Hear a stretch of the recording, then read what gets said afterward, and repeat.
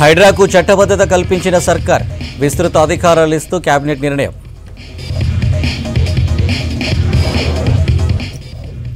అక్రమ నిర్మాణాలపై హైడ్రా మరింత దూకుడు, కూల్చివేతల కోసం త్వరలో టెండర్ల పిలుపు.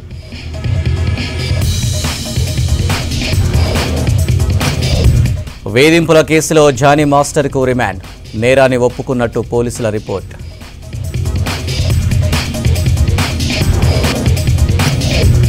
సంఘ విద్రోహ శక్తులను ధీటుగా ఎదుర్కోవాలి, ట్రైనీ ఐపీఎస్ పరేడ్లో పాల్గొన్న కేంద్ర మంత్రి నిత్యానందరాయ్. క్రీడల అభివృద్ధికి కేంద్ర సర్కారు కృషి చేస్తుంది, గ్రామీణ యువతను ప్రోత్సహిస్తామన్న మన్సుఖ్.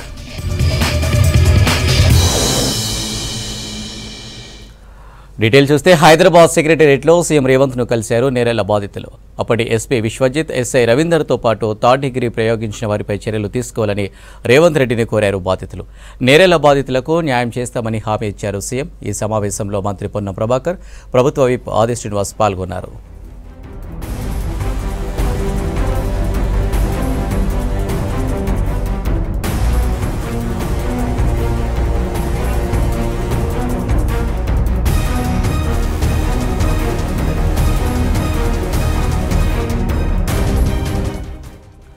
మరోవైపు సీఎం రేవంత్తో భేటీ అయ్యారు గల్ఫ్ కార్మికులు. తమ సంక్షేమం కోసం జీవో జారీ చేసేందుకు రేవంత్కి ధన్యవాదాలు తెలిపారు. గల్ఫ్ కార్మికుల సమస్యలతో పాటు వివిధ అంశాలపై వారితో మాట్లాడారు సీఎం.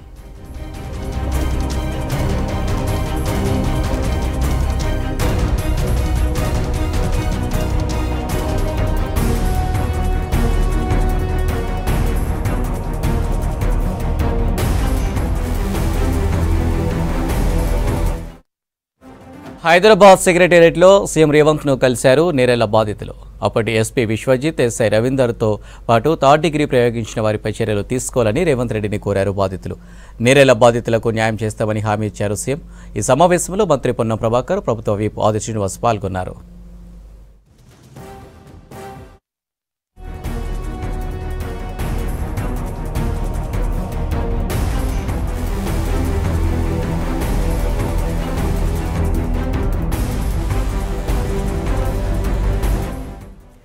మరోవైపు సీఎం రేవంత్తో భేటీ అయ్యారు గల్ఫ్ కార్మికులు. తమ సంక్షేమం కోసం జీవో జారీ చేసినందుకు రేవంత్కి ధన్యవాదాలు తెలిపారు.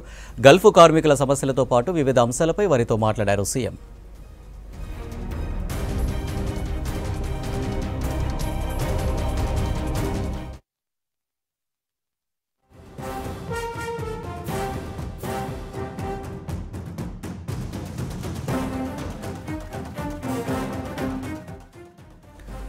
హైడ్రాకు విస్తృత అధికారాలు కల్పించింది రాష్ట్ర సర్కార్. సీఎం రేవంత్ రెడ్డి అధ్యక్షతన జరిగిన కేబినెట్ మీటింగ్లో హైడ్రాకు చట్టబద్ధత కల్పిస్తూ నిర్ణయం తీసుకుంది. ఎఫ్టీఎల్ బఫర్ జోన్లో నిర్మాణాలను తొలగించేందుకు అధికారాలు కల్పించింది. ఓఆర్ఆర్కు లోపల చెరువులు, నాలాలు కబ్జాల కట్టడికి హైడ్రాకు అధికారాలు ఇచ్చింది ప్రభుత్వం. దీంతోపాటు హైడ్రాకు 150 మంది అధికారులను, మరో 946 అవుట్సోర్సింగ్ ఉద్యోగులను అలాట్ చేస్తూ నిర్ణయం తీసుకుంది మంత్రివర్గం. మరోవైపు 3 యూనివర్సిటీలకు పేర్లు మార్చేందుకు ఓకే చెప్పింది మంత్రివర్గం. కేబినెట్ భేటీ వివరాలను మీడియాకు బ్రీఫింగ్ ఇచ్చారు ఐఎన్పీఆర్ మినిస్టర్ పొంగులేటి శ్రీనివాసరెడ్డి.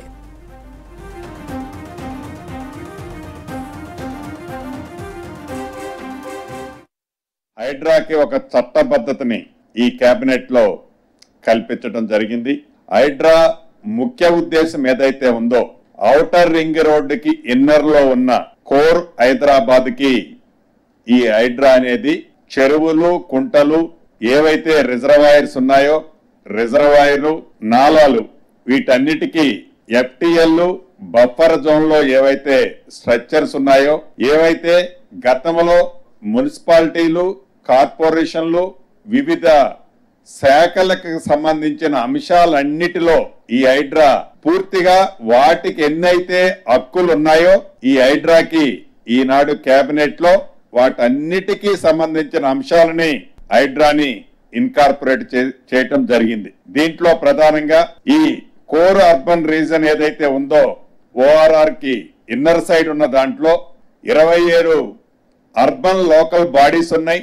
అదే రకంగా రీసెంట్ గా 51 గ్రామ పంచాయతీలను కూడా ఈ ఓఆర్ఆర్ కి ఇన్నర్ సైడ్ ఉన్న వాటిలలో 51 గ్రామ పంచాయతీలను కూడా ఈ కోర్ అర్బన్ దాంట్లో ఇన్కార్పొరేట్ చేశాం.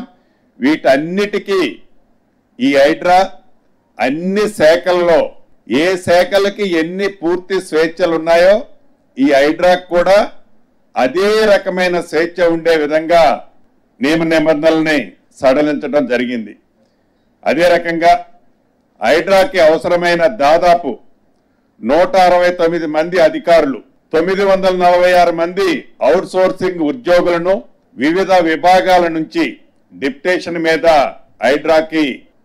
హైడ్రాలో వర్క్ చేసే విధంగా ఆదేశాలు కూడా ఇచ్చే నిర్ణయాన్ని ఈరోజు గౌరవ ముఖ్యమంత్రి రేవంత్ రెడ్డి గారి అధ్యక్షతన జరిగిన కేబినెట్ లో నిర్ణయం తీసుకోవడం జరిగింది. వీటితో పాటు ఏదైతే త్రిపుల్ ఉందో ఈ త్రిపుల్ రీజనల్ రింగ్ రోడ్డు దక్షిణ భాగం అలైన్మెంట్ ఖరారు చేసేందుకు R&B స్పెషల్ చీఫ్ సెక్రటరీ ఆధ్వర్యంలో 12 మందితో కమిటీని, అధికారులతో ఒక కమిటీని ఏర్పాటు చేయడం జరిగింది. దీంట్లో ప్రధానంగా కన్వీనర్ గా R&B ప్రిన్సిపల్ సెక్రటరీ గారు ఉంటారు, MIUD సెక్రటరీ గారు, రెవెన్యూ సెక్రటరీ గారితో పాటు అన్ని జిల్లాలకు సంబంధించిన కలెక్టర్లు, ఏదైతే ఈ 5-6 జిల్లాలు వస్తున్నాయో ఈ 5-6 జిల్లాల కలెక్టర్లతో పాటు R&Bకి సంబంధించిన వాళ్ళు, నేషనల్ హైవేకి సంబంధించిన వాళ్ళు, జియాలజికల్ కి సంబంధించిన వాళ్ళు కూడా అందరితో సుమారు 12 మందితో ఒక కమిటీని కాన్స్టిట్యూట్ చేసేదాన్ని ఈరోజు కేబినెట్ లో డిసైడ్ చేయడం. అక్రమ నిర్మాణాల కూల్చివేతలపై హైడ్రా మరింత దూకుడుగా వ్యవహరించబోతోంది. కాంట్రాక్టు పద్ధతిలో కూల్చివేతలు చేపట్టేందుకు టెండర్లను ఆహ్వానించింది. కూల్చివేశాక ఆ నిర్మాణాల వ్యర్థాలను తొలగించే బాధ్యతను తీసుకుంటున్నట్లు ప్రకటించింది. ఏడాది పాటు కాంట్రాక్ట్ పద్ధతిలో కూల్చివేతలను చేయనున్న హైడ్రా బిడ్డర్లకు పలు షరతులు విధించింది.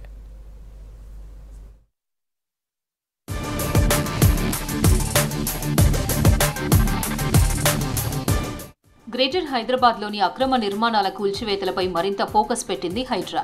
ఇప్పటి వరకు 6 అంతస్తుల భవనాల వరకు కూల్చిన హైడ్రా ఆఫీసర్లు ఇక నుంచి 20 నుంచి 30 అంతస్తుల బిల్డింగ్లపై దృష్టి పెట్టారు. అందులో భాగంగా వాటిని కూల్చేందుకు అవసరమైన ఆధునిక సాంకేతికత, భారీ యంత్రాలు కొనుగోలుకు టెండర్లను ఆహ్వానించింది. దాంతోపాటు నిర్మాణ వ్యర్థాలను తొలగించడంతో పాటు శేరిలింగంపల్లిలోని 4 చెరువుల్లోని పూడిక మట్టిని వెలికి తీయడానికి టెండర్లను పిలిచింది.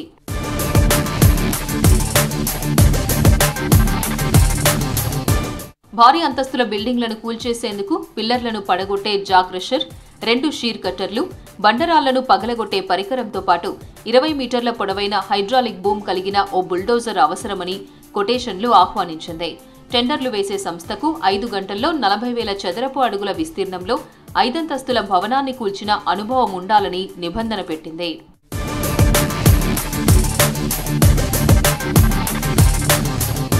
సిటీలోని చెరువులను కబ్జా చేసి కట్టిన ప్రముఖుల బిల్డింగ్లను 3 గంటల్లో కూల్చాల్సి ఉంటుందన్నారు హైడ్రా అధికారులు. లేదంటే న్యాయస్థానాలను ఆశ్రయించి స్టే తెచ్చుకునే అవకాశం ఉంటుందని తెలిపారు. ఎన్కన్వెన్షన్ ను కూల్చేటప్పుడు అలాంటి అడ్డంకి వస్తుందని ముందే ఊహించిన అధికారులు ముందు రోజు 3D చిత్రంతో ఆన్లైన్లో నమూనా కూల్చివేత పెట్టారు. ఆ తర్వాత మరుసటి రోజు 10 గంటల్లోపు కట్టడాన్ని నేలమట్టం చేశారు.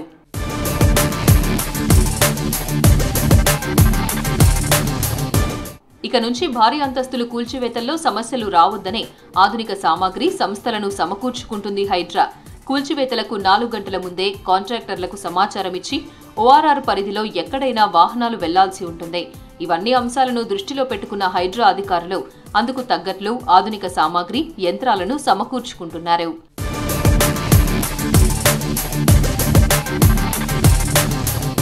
హైడ్రా అధికారులతో సమావేశమయ్యారు కమిషనర్ రంగనాథ్. హిమాయత్ సాగర్లోని FTL, బఫర్ జోన్లలోని అక్రమ నిర్మాణాలపై చర్చించారు. హిమాయత్ సాగర్లోని అక్రమ నిర్మాణాలపై హైడ్రాకు ఫిర్యాదులు రావడంతో FTL, బఫర్ జోన్లపై సర్వే చేశారు నీటిపారుదల, రెవెన్యూ శాఖల అధికారులు. నీటిపారుదల, రెవెన్యూ శాఖల అధికారుల సర్వే నివేదికపై అధికారులతో చర్చిస్తున్నారు కమిషనర్ రంగనాథ్.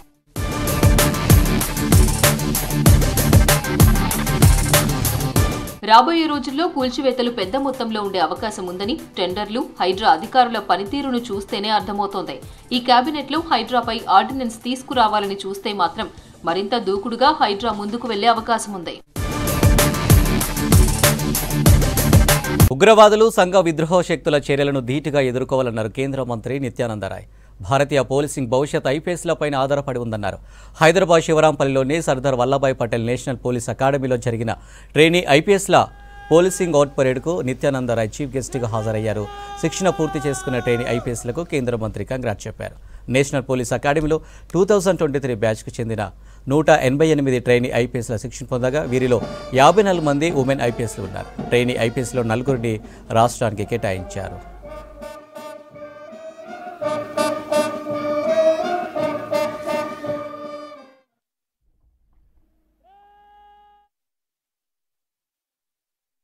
देश में बहुत ही शुभ संकेत है। युवा अधिकारियों के रूप में आपको चुस्त, अनुकूलनशील और सीखने के लिए हमेशा तैयार रहना चाहिए। आज साइबर अपराध और वित्तीय धोखाधड़ी नई चुनौती बनकर उभरे। आतंकवाद और वामपंथी उग्रवाद काफ़ी हद तक कम किया जा चुका है। बचे शेष को भी समाप्त कर देना है तथा वह फिर से न उभर जाए, यह चुनौतियां आपके सामने होगी। इस परिदृश्य में युवा अधिकारियों के रूप में आपको चुस्त, अनुकूलनशील रहना पड़ेगा। इस डिजिटल युग में प्रौद्योगिकी एक चुनौती भी है और एक अवसर भी है, साधन भी है। साइबर क्राइम एक गंभीर खतरे के रूप में उभरा है। आपसे आग्रह करता हूं कि आप इन डिजिटल खतरों के खिलाफ लड़ाई का नेतृत्व करने के लिए अपने तकनीकी कौशल का लाभ उठाएंगे। गृह मंत्रालय ने भारतीय साइबर अपराध समन्वय केंद्र और साइबर फॉरेंसिक लैब्स सहित कई कार्यक्रम शुरू किए हैं। इन संसाधनों का प्रभावी ढंग से उपयोग करना और महत्वपूर्ण क्षेत्रों में अपने अधीनस्थों को प्रशिक्षित करना आपकी जिम्मेवारी है। క్రీడలు మౌలిక సదుపాయాల అభివృద్ధికి కేంద్ర ప్రభుత్వం కృషి చేస్తుందన్నారు central minister Mansukh Mandaviya. Khelo India పోటీలు నిర్వహిస్తూ గ్రామీణ ప్రాంత యువత టాలెంట్ని వెలికి తీస్తున్నామని తెలిపారు. 2036 ఒలింపిక్స్కు భారత్ ఆతిథ్యం ఇచ్చేందుకు ప్రధాని మోదీ కృషి చేస్తున్నారని చెప్పారు. రాష్ట్ర పర్యటనలో భాగంగా హైదరాబాద్ గచ్చిబౌలి స్టేడియాన్ని విజిట్ చేశారు మన్సుఖ్ మాండవీయ.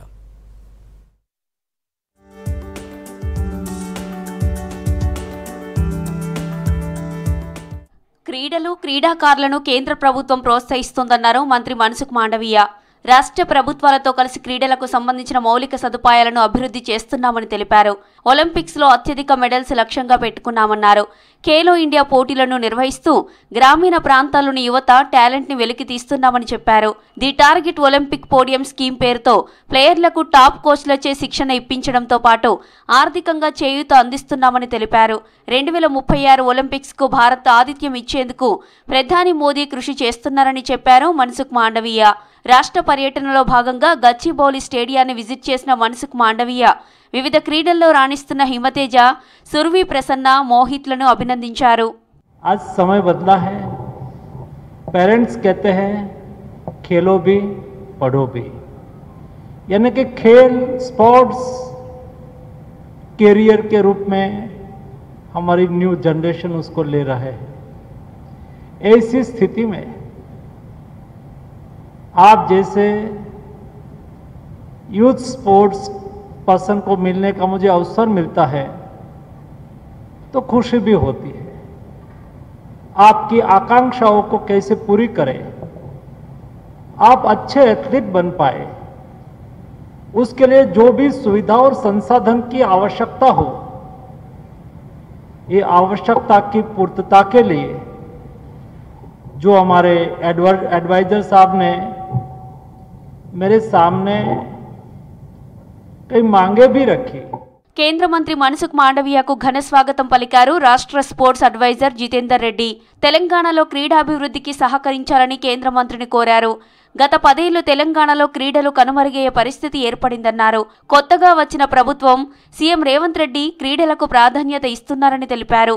361 కోట్ల క్రీడా బడ్జెట్తో పాటు సీఎం ఫండ్స్ నుంచి స్టేడియాల రినోవేషన్కి బడ్జెట్ని కేటాయిస్తున్నట్లు మంత్రి దృష్టికి తీసుకెళ్లారు. మిగతా స్టేడియాల రినోవేషన్తో పాటు స్పోర్ట్స్ యూనివర్సిటీ నిర్మాణానికి కేంద్ర ప్రభుత్వం బడ్జెట్ని అలోకేట్ చేయాలని కోరారు జితేందర్ రెడ్డి. గచ్చిబౌలి స్టేడియంతో పాటు పుల్లేల గోపీచంద్ బ్యాడ్మింటన్ అకాడమీని విజిట్ చేశారు మన్సుఖ్ మాండవీయ. కార్యక్రమంలో youth and efforts principal secretary Vaniprasad, sports authority chairman Sivasenareddy, MD Sonibaladevi, sports authority of India అధికారులు, కోచ్లు పాల్గొన్నారు.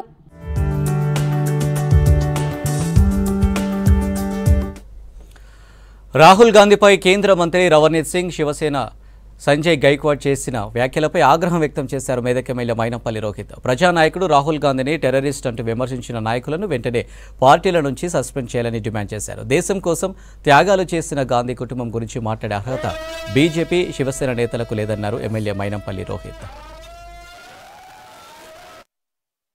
రాహుల్ గాంధీ గారంటే ఒక ప్రజల గొంతుక, రాహుల్ గాంధీ గారంటే ఒక జననాయకుడు, రాహుల్ గాంధీ గారంటే ప్రజల గొంతుక, పార్లమెంట్ లో వినిపించే ఒక నాయకుడు అని చెప్పి తెలియజేసుకుంటా ఉన్నాం. రాహుల్ గాంధీ గారిని 20 ఏళ్ళు మరి మన భారతదేశ ప్రజలు ఎన్నుకొని పార్లమెంట్ కి పంపించడం జరిగింది. వీళ్ళు ఏమంటారు, రాహుల్ గాంధీ అంట భారతీయుడు కాదంట, రాహుల్ గాంధీ అంట టెర్రరిస్ట్ అంట. అంటే వాళ్ళు ఏం మాట్లాడుతూ ఉన్నారు? మరి వీళ్ళని తక్షణమే మరి బీజేపీ పార్టీ నుంచి సస్పెండ్ చేసి మరి కేంద్ర మంత్రిగా మరి వారిని బర్తరఫ్ చేయాలని చెప్పి మరి మేము విజ్ఞప్తి చేస్తా ఉన్నాం. అదేవిధంగా మరి వాళ్ళ గాంధీ కుటుంబం గురించి మాట్లాడే ముందు అంటే వీళ్ళకి మాట్లాడే ఒక నైతిక హక్కు ఉన్నదా అని అడుగుతా ఉన్నాం. గాంధీ కుటుంబం అంటే ఎప్పుడు కూడా దేశం కోసం ప్రాణాలు అర్పించిన చరిత్ర వాళ్ళది, దేశం కోసం మరి కష్టపడిన చరిత్ర వాళ్ళది. అట్లాంటి వాళ్ళ మీద ఇవాళ ఇష్టారాజ్యంగా ఎట్లా పడితే అట్లా మాట్లాడుతూ ఉన్నారు. మరి దీన్ని మేము తీవ్రంగా ఖండిస్తా ఉన్నాము అని చెప్పి తెలియజేసుకుంటా ఉన్నాం. మేము అనుకుంటే మాలాంటి లక్షలాది మంది సైనికులు, కాంగ్రెస్ పార్టీ సైనికులు మీ ఇంట్లోకి గుసాయించవచ్చు, కానీ దానికి మా రాహుల్ గాంధీ గారు, మా కాంగ్రెస్ పార్టీ మాకు గుర్తొస్తుంది.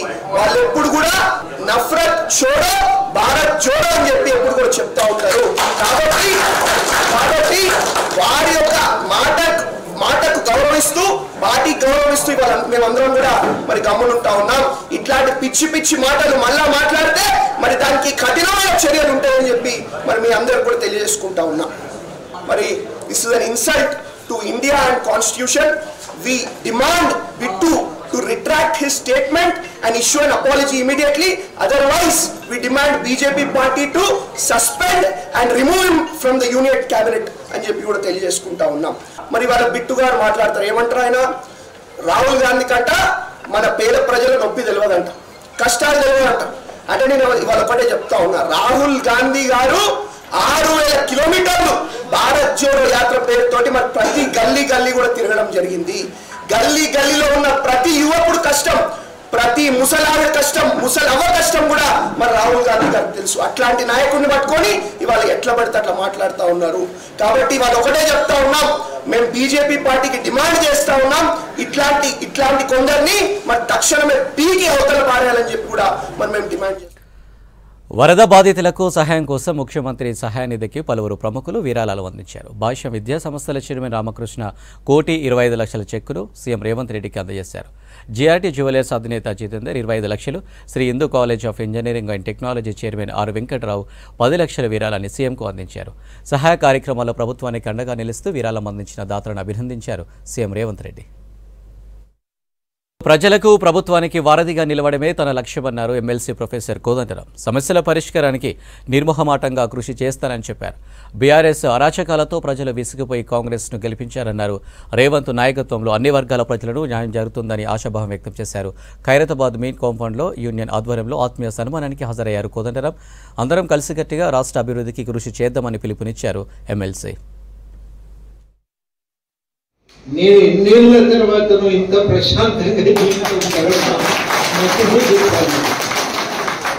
ఉద్యమ కాలంలో అప్పుడు అది వేధింపులేనాయి, మళ్ళా 10 ఏళ్ళు మళ్ళీ వేధింపులు.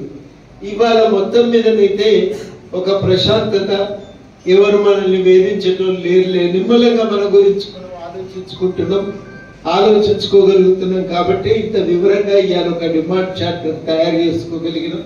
ప్రత్యేకించి ఆర్టిసాన్స్ గురించి, కాంట్రాక్ట్ ఉద్యోగుల గురించి ఎక్కువ వివరాలు దాంట్లో రాయటం జరిగింది. ఇది చాలా సీరియస్ విషయమే. పాపం రెగ్యులరైజ్ చేస్తామని తీసుకొచ్చారు, కానీ పక్కన చిన్న కుర్చీ చేసి వేరే కూర్చోబెట్టింది. ఇది అన్యాయం. అందరితో పాటు కలిపి కూర్చోబెట్టి అందరితో పాటు వడ్డిస్తే అయిపోయేది కదా, ఎటు కాకుండా చేశారు. కాకపోతే ఏంటంటే కాంట్రాక్టర్ అనే పెత్తనం ఒకటి పోయింది తప్పగాని జీవితంలో ఇంకేం మార్పు రాలేదు. అదే జీతం, అదే రకమైన. ప్రముఖ కోరియోగ్రాఫర్ జానీ మాస్టర్ వేధింపుల కేసు కొత్త మలుపు తిరిగింది. 14 రోజులు రిమాండ్ విధించింది ఉప్పరపల్లి కోర్టు. అయితే రిమాండ్లో కీలక విషయాలు వెలుగులోకి వచ్చాయని జానీ మాస్టర్ తన నేరాన్ని అంగీకరించినట్టు తెలుస్తుంది.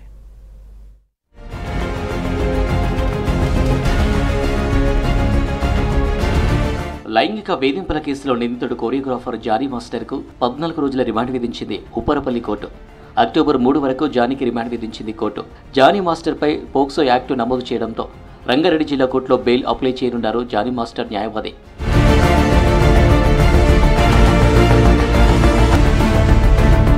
నిన్న గోవాలో అరెస్టు చేసిన జానీ మాస్టర్ని ఇవాళ ఉదయం హైదరాబాద్కు తీసుకొచ్చారు సైబరాబాద్ ఎస్ఓటీ పోలీసులు.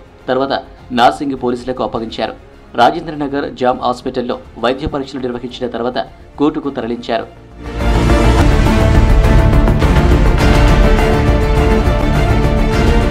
మాస్టర్ రిమాండ్ రిపోర్టులో కీలక అంశాలు బయటకు వచ్చాయి. నేరాన్ని ఆయన అంగీకరించినట్లు రిమాండ్ రిపోర్టులో తెలిపారు పోలీసులు.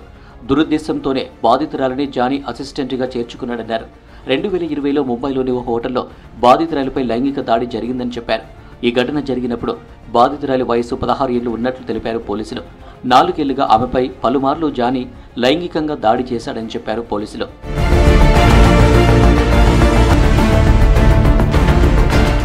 జానీ భార్య కూడా బాధితురాలిని బెదిరించిందని జానీ మాస్టర్ రిమాండ్ రిపోర్టులో పేర్కొన్నారు పోలీసులు. కోర్టు 14 రోజుల రిమాండ్ విధించడంతో చెంచల్గూడ జైలుకు జానీ మాస్టర్ను తరలించారు పోలీసులు. కారులో గంజాయి తరలిస్తున్న ముఠాను అరెస్టు చేశారు మేడ్చల్ జిల్లా పోలీసులు. ఒడిశా నుంచి హైదరాబాద్ మీదుగా కారులో తరలిస్తున్న 86 కేజీల గంజాయిని స్వాధీనం చేసుకున్నారు. నిందితులు 2 అరెస్టు చేయగా మరో 3 పరాల్లో ఉన్నారని చెప్పారు పోలీసులు. కారుతో పాటు సీజ్ చేసిన గంజాయి విలువ 33 లక్షలు ఉంటుందని చెప్పారు మేడ్చల్ డీసీపీ కోటిరెడ్డి. రాజేంద్రనగర్ ఎస్ఓటీ మరియు దుండిగల్ పోలీస్ జాయింట్ ఆపరేషన్లో ఔటర్ రింగ్ రోడ్డు మీద 86 కేజీల డ్రై గాంజాని పట్టుకోవడం జరిగింది. ఇది ఒరిస్సా నుంచి ఢిల్లీకి వెళ్తున్న క్రమంలో మన ఎస్ఓటీ వాళ్ళకు వచ్చిన ఇన్ఫర్మేషన్ మీద ఇక్కడ మనం ఇంటర్సెప్ట్ చేసి వాళ్ళ అదుపులో తీసుకోవడం జరిగింది. అందులో వివరాలు చూస్తే మనకి ఇక్కడ మొత్తం 5 వ్యక్తులు ఇందులో ఇన్వాల్వ్ అయినారు. అందులో A1 మనకి సురేంద్ర కుమార్ సింగ్, ఇతను ఒరిస్సా జిల్లా. ఇంకొక లేడీ ఇక్కడ మన దగ్గర ఉన్నది లక్ష్మి, ఏమా మల్కాన్గిరి డిస్టిక్ ఆఫ్ ఒరిస్సా. అయితే వీళ్ళిద్దరు యాక్చువల్గా వేరు వ్యక్తులు, కానీ పోలీసులు చెక్ చేసిన అనుమానం రాకుండా ఉండాలనే ఉద్దేశంతో భార్యాభర్తలుగా నటించి వాళ్ళు ఢిల్లీకి కారులో ఒక మెడికల్ ట్రీట్మెంట్ నిమిత్తం వెళ్తుందని చెప్పేసి వాళ్ళు అడిగిన దగ్గర చెప్పడానికి ప్రయత్నం చేయడం జరిగింది. ఇందులో మెయిన్ రిసీవర్ అమిత్ అగర్వాల్, ఇతను ఢిల్లీలో ఉంటాడు. తర్వాత మెయిన్ సప్లయర్ రాజు, ఇతను ఒరిస్సా బరంపూర్లో ఉన్నారు. వీళ్ళకి హెల్ప్ చేసే వ్యక్తి శివ, అక్కడ మనకి ఒరిస్సా మల్కాన్గిరి ప్రాంతంలో కొంత దూరం కారులో అతను వెహికల్లో పెట్టుకొని ఆ ఏరియా లోకల్ ప్రాంతం కాబట్టి అలవాటు ఉంటుంది. ఇక్కడ ఎవరికి కనపడకుండా తీసుకొచ్చి ఏపీ సరిహద్దులో ఉన్నటువంటి చింతూరు ప్రాంతంలో ఏఓబి బోర్డర్లో ఇతనికి సురేంద్ర కుమార్ సింగ్కి హ్యాండ్ ఓవర్ చేయడం జరుగుతుంది. అక్కడి నుంచి వీళ్ళిద్దరూ భార్యాభర్తలుగా వస్తుంటారు. గోరక్షణ, భూరక్షణ, పర్యావరణ రక్షణ కోసం కశ్మీర్ నుండి కన్యాకుమారి వరకు గోరక్ష మహాపాదయాత్ర చేయబోతున్నామన్నారు అఖిల భారత గోసేవ ఫౌండేషన్ వ్యవస్థాపకుడు బాలకృష్ణ గురుస్వామి. ఈ నెల 27 నుండి జమ్మూ కాశ్మీర్లో ప్రారంభమయ్యే గోరక్ష మహాపాదయాత్ర 14 రాష్ట్రాల మీదుగా 6 నెలల పాటు 4900 కిలోమీటర్లు జరుగుతుందని చెప్పారు. గోవుతో పాటు పాదయాత్ర నిర్వహిస్తూ గోవుల రక్షణ, గోవులతో పర్యావరణానికి కలిగే లాభాలను వివరిస్తూ ప్రజల్లో చైతన్యం తీసుకువస్తామన్నారు. హైదరాబాద్ బషీర్బాగ్లోని అమ్మవారి ఆలయంలో ప్రత్యేక పూజలు నిర్వహించి పొంగనూరు ఆవుతో కలిసి హిమాయత్ నగర్ టీటీడీ ఆలయం వరకు ర్యాలీ నిర్వహించారు బాలకృష్ణ గురుస్వామి. కేంద్ర ప్రభుత్వం గోవును జాతీయ ప్రాణిగా ప్రకటిస్తే గో హత్యలు ఆగిపోతాయని చెప్పారు. ప్రతి ఒక్కరి బాధ్యత గోవులను రక్షించాలి. గో రక్షణ, భూరక్షణ, పర్యావరణ రక్షణ, మన దేశ రక్షణ, ఇది భారతదేశంలో పుట్టిన ప్రతి ఒక్కరి బాధ్యత. ఎందుకంటే మన తరం అయితే ఎట్లా బ్రతుకుతున్నాం, రాబోయే తరానికి అవకాశం ఇవ్వాలంటే ఈ భూమిని కాపాడాలి, ఈ పంచభూతాలను కాపాడాలి. ఈ పంచభూతాలు కాపాడపడాలంటే పంచగవ్యాలతో మాత్రమే సాధ్యం.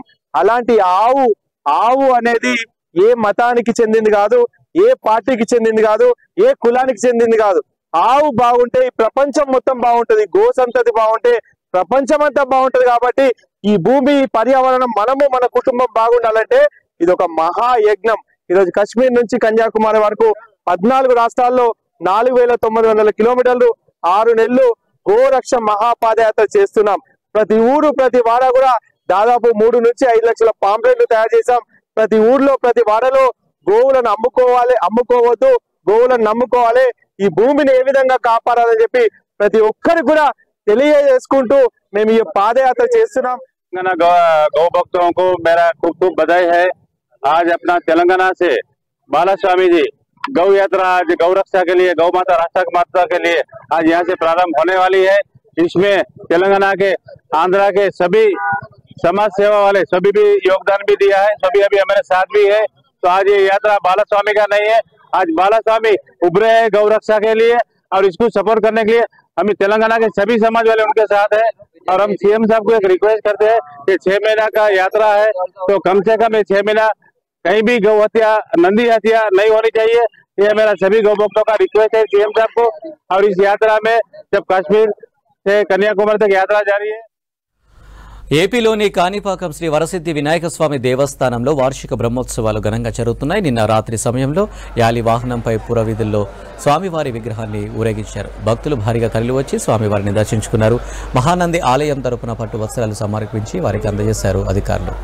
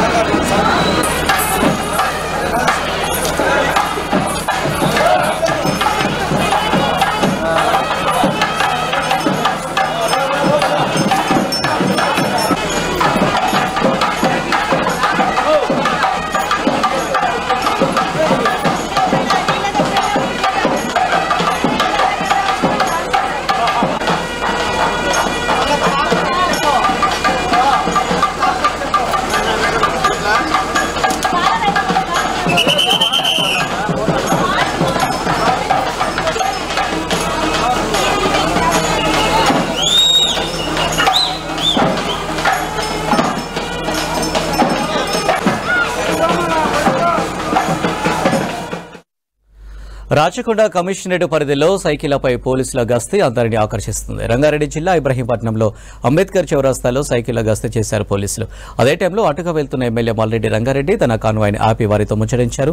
పోలీసుల వినూత్న ప్రయత్నాన్ని అభినందించారు. సైకిళ్లపై ప్రతి వీధి తిరిగేందుకు పోలీసులకు సులభంగా ఉంటుందన్నారు. కమ్యూనిటీ పోలీసింగ్లో భాగంగా యువత గంజాయికి బానిస కాకుండా కౌన్సిలింగ్ ఇవ్వాలని పోలీసులకు సూచించారు ఎమ్మెల్యే.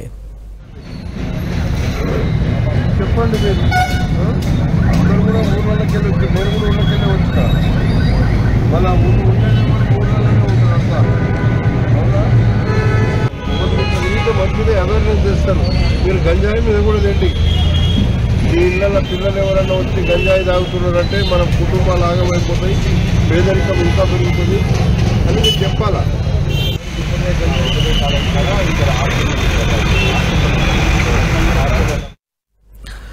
ఆర్కేపురం వాసవి కాలనీలో జై శ్రీరామ్ సమితి గణేష్ నిమజ్జనం వేడుకలు అట్టహాసంగా నిర్వహిస్తున్నారు. ఈ సమితి నిర్వహించిన మొదటి లడ్డు వేలం 8 లక్షల రూపాయలకు జయంత్ దామోదర్ దక్కించుకున్నారు. రెండవ లడ్డు 4,50,000 సుకుమార్, మూడవ లడ్డు 3,72,000 రూపాయలకు దక్కించుకున్నారు. ఈ నిమజ్జనం వేడుకలను పలువురు ప్రముఖులు హాజరయ్యారు. యువత సనాతన ధర్మాన్ని కాపాడుకుంటూ సంఘటిత శక్తిగా మారాలన్నారు. జాతీయ మాజీ బీసీ కమిషన్ సభ్యులు ఆచారి. డప్పు, డోలు వాయిద్యాలు, డీజే నృత్యాలు ఆకట్టుకున్నాయి.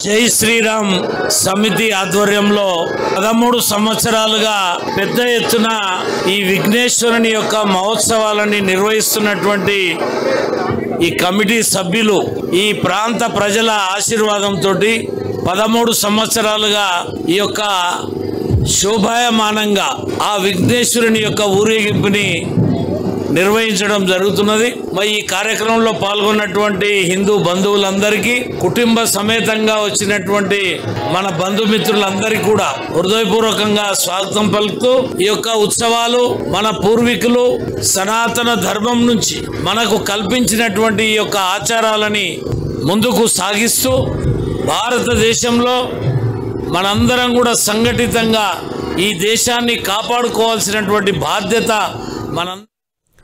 ఇవి హమారా హైదరాబాద్ అప్డేట్స్. మరిన్ని అప్డేట్స్ కోసం చూస్తూనే ఉండండి V6 న్యూస్.